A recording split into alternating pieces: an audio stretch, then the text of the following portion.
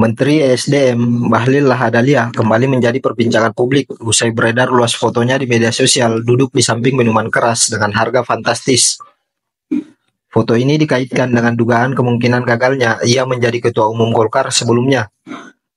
Hasil Munas Partai Golkar yang menetapkan Bahlil Lahadalia sebagai ketua umum periode 2024-2029 baru saja digugat ke Pengadilan Negeri Jakarta Barat sebab dinilai melanggar ADART.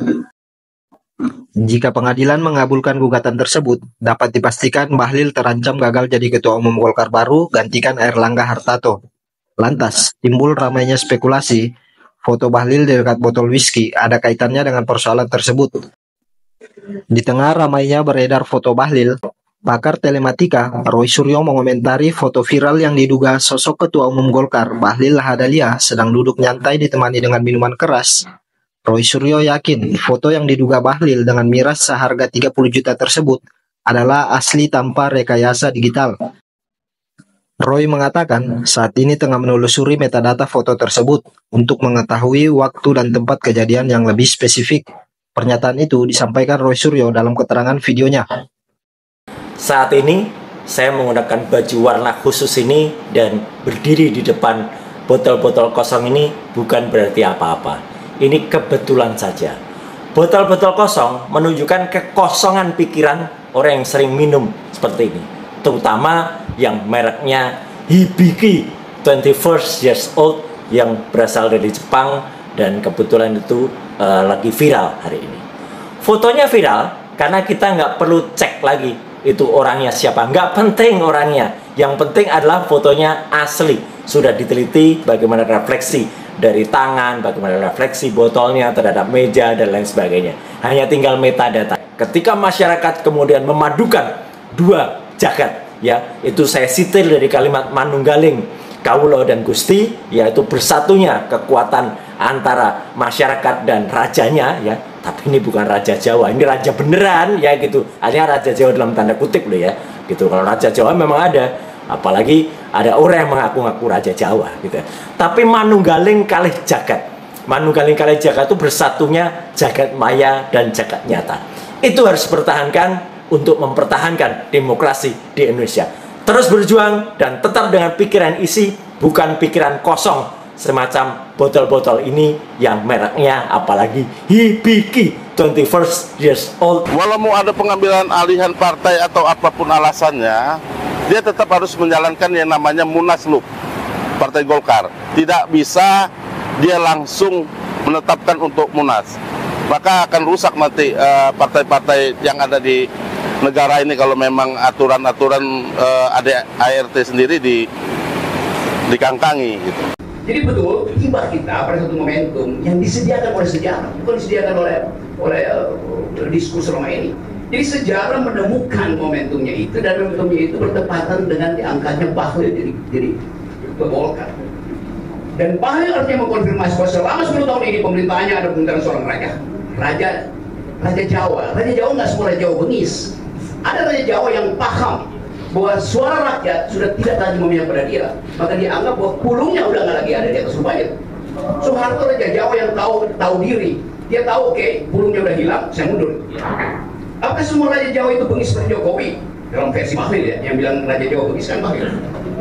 Kan Bahlil bilang ini raja Jawa ini bahaya dia bisa lakukan apa aja. Ini raja yang bengis. Apakah Sultan Hamengkubuwono IX bengis? Apakah Sultan Hamengkubuwono X bengis? Ini Bahlil nggak ngerti tentang etik kerajaan Jawa. Dia nggak baca Sumar Said, namanya itu The Aegis of Power in Japanese Culture. Dia nggak baca Ben Anderson. Jadi ini orang betul-betul kosong otaknya tuh. Tapi justru dalam kekosongan otaknya di Bahlil itu kita memperoleh kebahagiaan. Untung ada Bahlil. Kita terangkan berkali-kali bahwa ini kebengisan, ini despot. Ini adalah otoritarian. Mending kalau otoritarian benevolent seperti